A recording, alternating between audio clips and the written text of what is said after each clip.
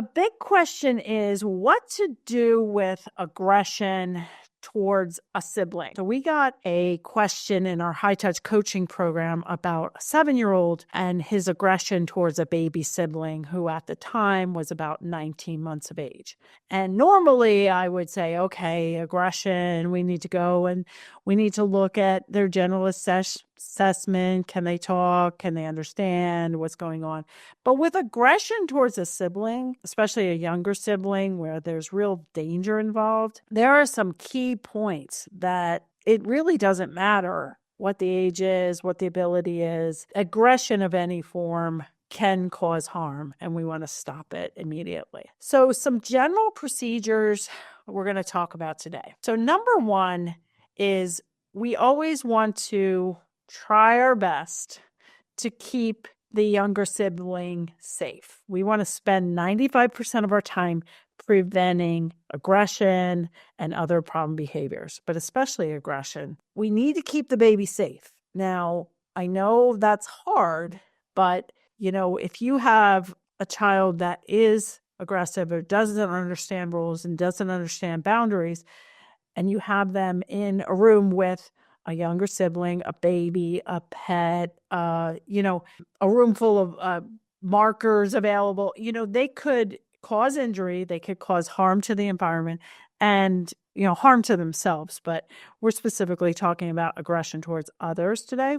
We want to try as much as possible to always have the baby and the 7-year-old not in the same room alone. And when they are in the same room, we have to consider how do we pair this baby with reinforcement? How do we make it like the older child loves the baby and the baby loves the older child? So when we are in the same room, we want to do things like sit between them, play games together, even though the 7-year-old and the 1-year-old aren't going to be interested in the same things. But maybe the 1-year-old uses a bottle and a rattle and some cause and effect toys, where the older child could be shown how to make the jack-in-the-box go, or the older child could be encouraged to do this little piggy or give high fives, gentle touches. Maybe, with the adult, just play some cause and effect games. Maybe the baby could give the older child a toy that he likes, and just keeping the environment really safe. And the other preventative strategy is the 7-year-old is going to need a lot of attention to keep themselves occupied and a lot of structure.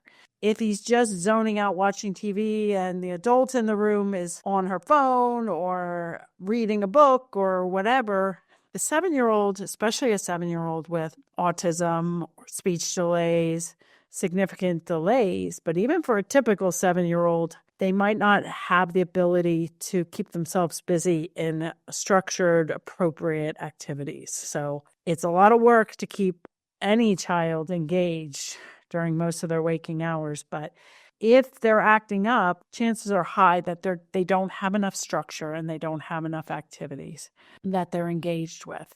So that's all in the prevention bucket. We want to spend 95% on that. Now, 5% of the time, if and when aggression or other problem behaviors happen, even minor aggression, we want to treat it. Even if he grabs the baby's toes instead of doing this little piggy, and he grabs it and you're like, well, that wasn't so bad. But that's with you sitting right there. So we want to intervene quickly with any aggression. So even like an attempt to bite is considered aggression, even if they don't actually get to the actual act. So as soon as any kind of aggression happens, you want to give a stern no. You want to pick the baby up, get the baby safe, and give the baby attention. You kind of withdraw all attention. So this is not the time to be yelling at the older child, to be saying, that's not nice. And the other thing that people tend to do, Rachel, my assistant and our program director here, she's on a podcast that I did a while back, and she has 2 typical kids, and she has a special ed background. So whenever it, hit and threw things in front of me, she would bend over and she would be like, no, thank you. It's not nice. We don't hit. When I see that or hear people saying, no, thank you, no biting, no throwing, no whatever, that's all attention. Or if you're yelling at him, that's still attention. We actually don't want to talk at that point, besides saying a firm no. And I don't even really like to label the behavior then. If you're going to label the behavior, no hitting, no biting, no throwing, you say it once and you get the baby safe at the same time. Now, the choice of should you leave the room with the baby, the problem with leaving the room with the baby and leaving the 7-year-old to themselves is, especially when he has a past history of getting some attention, even scolding, and that's attention. That's oil for the squeaky wheel. So if you leave the room and he no longer gets that attention, he might do something even more dangerous.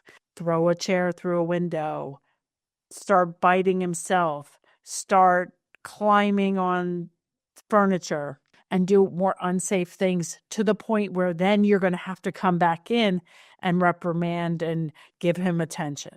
I recommend getting the baby safe, but not necessarily bolting unless you have another adult to stay in the room with the child. But for the next 10 to 30 seconds, maybe up to a minute, we are pretty much calm, silent, not giving a lot of verbal attention. And then after the 10 to 30 second mark, we are wiping the slate clean and we're thinking to ourselves, an engaged, happy child doesn't usually have problem behaviors.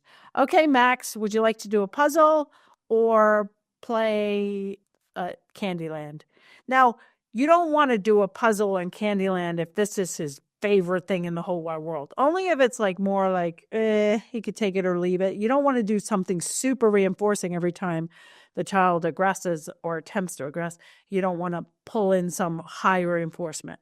Or do you want to play blocks, or do you want to do magnetile? So, we just need to calm down a little bit. But we don't want to be saying, it's not nice to hit or not nice to pull hair.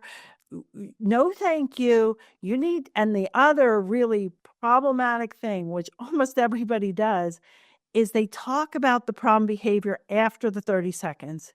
And they also, usually when it involves aggression, saying, we're going to have to go say, I'm sorry to Susie now.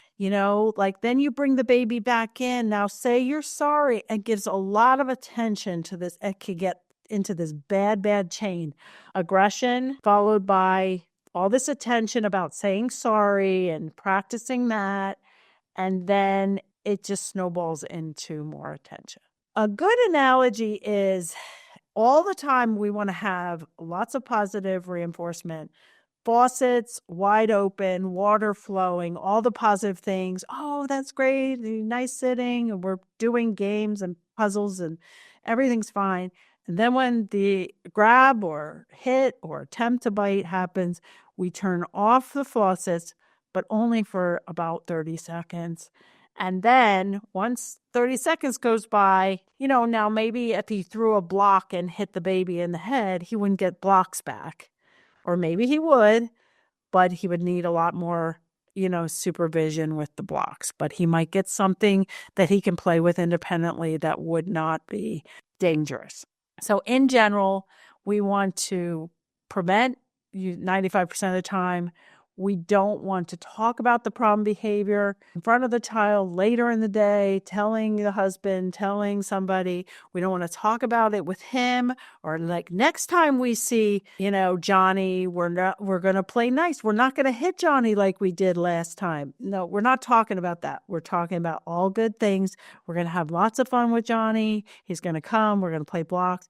Give a lot more supervision. I hope you enjoyed that quick video blog. If you did, leave a comment, share it with others. And for more information, how to increase talking, decrease tantrums and other problem behaviors, and improve picky eating, sleeping, potty training, and more, attend a free online workshop today. Find all the details below. And I'll see you here next time, same place.